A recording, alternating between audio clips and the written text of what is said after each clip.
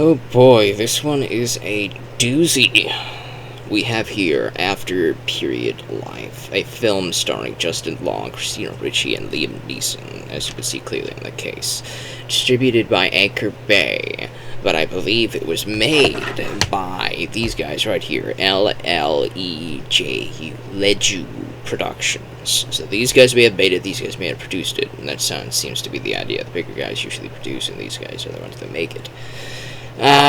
There's nothing misleading about the cover of the case. It's pretty self-explanatory. I have no idea why nobody talked about this film. This film is a fantastic piece, and it gets dark, man. It gets really dark. This is not a film for little Timmy. If you see the R here, it's rated R. This isn't just like rated R as in Blade, with all the blood, guts, and gore. No, this is rated R because there is a lot of full frontal unclothingness. So if you are uncomfortable showing your young ones full frontal unclothingness, people, particularly usually dead people on slabs like this in the corners or the morgue, it's a funeral home, the guy's place where he puts the dead bodies. There's going to be a lot of declothing going on with that. And if that makes you uncomfortable, or if that makes the kids uncomfortable, it's not for kids. It's the rated R. It's not for kids. It's not for kids. It's not for kids. Okay? And whatever. Now, our film opens with Christina Ricci and Justin Long as a troubled couple having trouble being a couple, obviously. Christina Ricci is our main character, Justin Long is the secondary main cast. It kind of feels kind of like that movie, the live-action version of Silent Hill, the first one, where we had a subplot involving the husband looking for the wife. That's basically Justin Long's subplot. He's just the guy trying to do his own thing, looking for closure with this girl here. And then she's like on the cusp of like the afterlife, or you think she is, because she gets into an accident after attending a funeral of somebody that she knew. And Liam Neeson is the funeral home director. He's pretty much the only guy who works there, which is weird in and of itself. And she notices something with the corpse. I believe that it's a blink and you'll miss it moment when the camera pans down on the corpse in the casket. I believe the corpse twitches, or the mouth twitches at some point. The eyes move. You get the feeling that there's something not quite right going on, and she catches it, and he catches her catching what the corpse was doing. So when she's on her way home from a botched dinner with her boyfriend here, like they got into a pretty nasty fight, and she stormed off. He had a job offer in Chicago. He was going to ask her to move with him, but she thought that he was breaking up with her, so they were having a big dispute, and she ran off. And then you notice that it's rainy night, and she's driving home, and you see that there's a van following her, getting up in her grill, right? And the van, if you notice, you pay attention, you have to pay attention in this film. When you pay attention, you see that the van was parked in the funeral home. That van that ran her off the road was parked in the funeral home. Next thing you know, she wakes up on a slab with Liam Neeson looking down at her, telling her that she's dead. And she says, "Why can't I move my body?" And he says, "Because you're dead." And she goes like, "Well, why am I talking?" It says, "Because I have a gift," Liam Neeson says. "I have a gift. I can talk to the dead.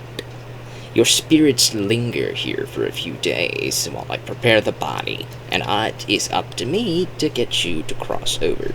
He's basically like just dealing with that, but you clearly sense that there's something wrong here. She doesn't exactly feel like a ghost. She actually feels like she has like physical body agency and stuff like that, but it almost looks like you could be made to think that maybe it's all in Liam Neeson's head, but it's not. Because when Liam Neeson leaves the room, she still has agency. She can get up, walk around, do whatever in this little underground morgue area where the bodies are prepared. I have no idea what this room is called. Is it called a morgue? Or is the morgue something in a hospital? I forgive my extreme level of ignorancy, but it's in a funeral home where all the dead bodies are. They're getting ready for the funeral, where they prepare with the whole embalming and all that stuff, I'm thinking it's like, I'm just gonna keep calling it a morgue. I'm gonna keep calling it the morgue. If it's the wrong word, then it's the wrong word. I don't give a fuck, okay? So, she's in the morgue, the basement of the funeral home. And Liam Neeson often comes and talks with her, tries to convince her that she's dead, and Christina Ricci is saying that she's not dead. And he keeps telling her, oh, you people are all the same, blah, blah, blah, blah, blah, blah, blah, blah, blah, and he runs off. And she keeps trying to escape. And then more and more she comes to accept that she is dead. Liam Neeson has a subplot with this little boy here. This little boy attends her class. She's a school teacher. Christina Ricci is a school teacher. And the little boy is a strange one, because you see the opening act before Christina Ricci's car accident that dropped her in Liam Neeson's funeral home. She talks to the kid who is picking up a young chick, and the kid says that this chick is dead. And then she says, no, it's not dead, it's clearly alive. This is what we call the Chekhov's gun, or whatever, The Chekhov's gun is a writing trope where you tease something, but if you tease it, you have to use it later on in the film, or otherwise there's no point in teasing it, right? So they tease that the chicken is alive to her point of view, but it is dead to his point of view. And later on, you learn that this kid and Liam Neeson start having a lot of discussions, and the kid starts noticing that the corpses that Liam Neeson is showing at the funeral homes aren't exactly what they seem. But he doesn't seem to be too alarmed about that. He seems to agree with Liam Neeson that these people are dead, and that these guys are basically just helping them pass on, be placed into the ground, and move on. Because there's a long-winded speech that I'm going to get to with Liam Neeson in a bit, but let's further go through Christina Ricci's bit here. She is crying out for Paul, who is played by Justin Long, and Justin Long is going through drunken stupors. He's going through the stages of grief, but at first he thinks, his wife is dead, right? Or his fiancée is dead. And then the kid says, oh, I saw her at the funeral home. She was moving around and stuff. And he's like, oh, then she might be alive. So he goes and threatens Liam Neeson. He wants to see the body. Liam Neeson refuses to let anybody see the body.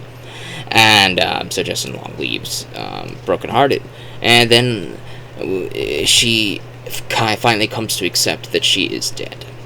But then Liam Neeson, on the final day, on the Friday where her funeral showing is, Liam Neeson opens the door to the morgue and just stands aside and says, if you would like to leave and prove to yourself if you are alive or dead, there's the door. This is the one you wanted to open this entire time. You are free to go.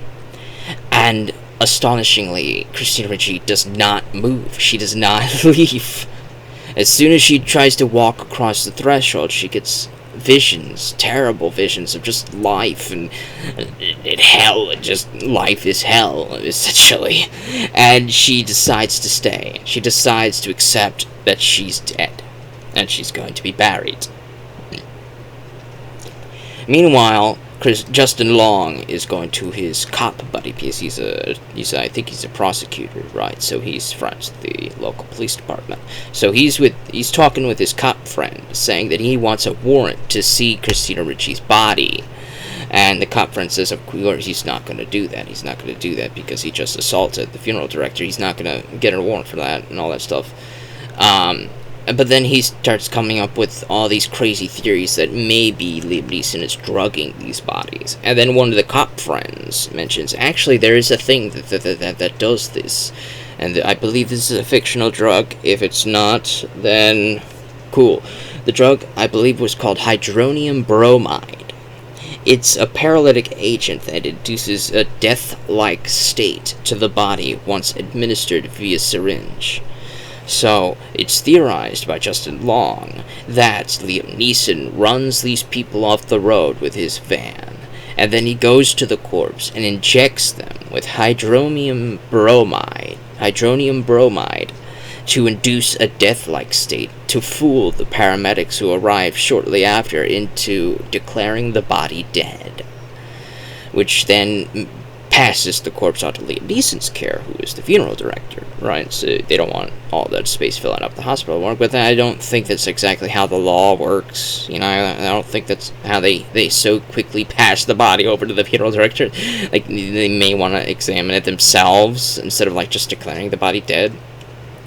Because I don't know if hydronium bromide exists, but, you know, they would probably check for a pulse a lot harder than just grabbing the palm. You know, like grabbing the palm and checking for the pulse. You know, they would probably like inject her with the thingamajiggy for the cardiogram, whatever. You know, whatever it's called, the little machine that does the beep, whatever.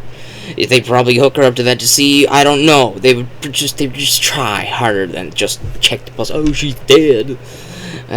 Whatever. But.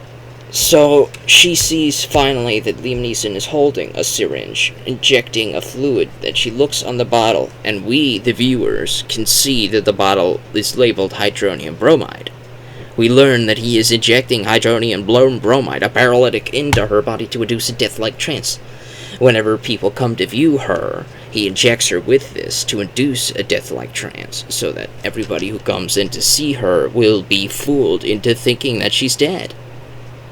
Which is crazy, because she eventually comes to believe it. But then, she has one final request before he injects her one last time with hydronium bromide. She wants to see herself in the mirror one last time. So he picks up a hand mirror and shows it to her. And she just breathes a sigh of relief, ready to depart from this world. But her breath fogs up the mirror, and she notices that her breath has just fogged up the mirror, and she just realizes that she is alive, and she's about to be buried alive, and she briefly struggles, but she's been locked up in the morgue for a week, and her body is really, really weak. He's kept injecting her with this stuff with muscle relaxants and all that crap. So he injects her once more with hydronium bromide, bringing her back into a trance, and she's basically buried. Justin Long goes to see her during the viewing on Friday. She's there in the corpse, and he sees that her eyes are moving. When he leans down to kiss her one last time, say goodbye, he realizes that she's breathing ever so softly. He and Liam Neeson share a look.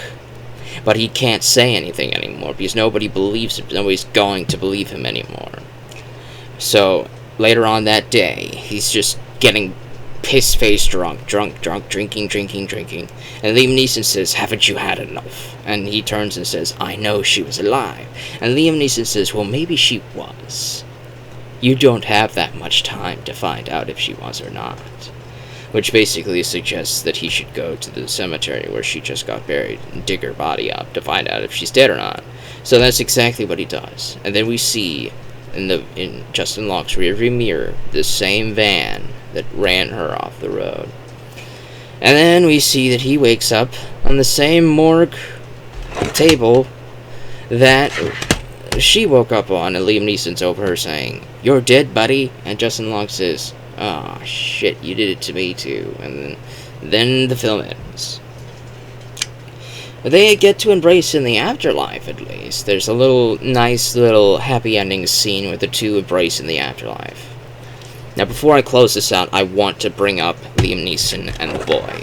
I talked about this earlier, but the big takeaway from this film is Liam Neeson's perspective on life and death. He gives a long-winded speech to the boy here when he's digging Christina Ricci's grave.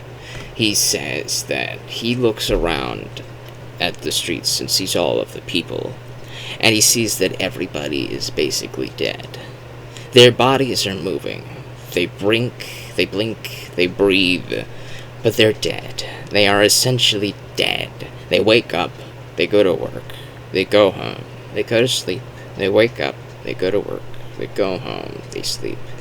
And they repeat this every day, trapped in a cycle, and their lives are essentially dead. They do nothing with their lives. They lose all sense of identity. They lose all sense of ambition. They just lose all sense of self. And they essentially become walking corpses.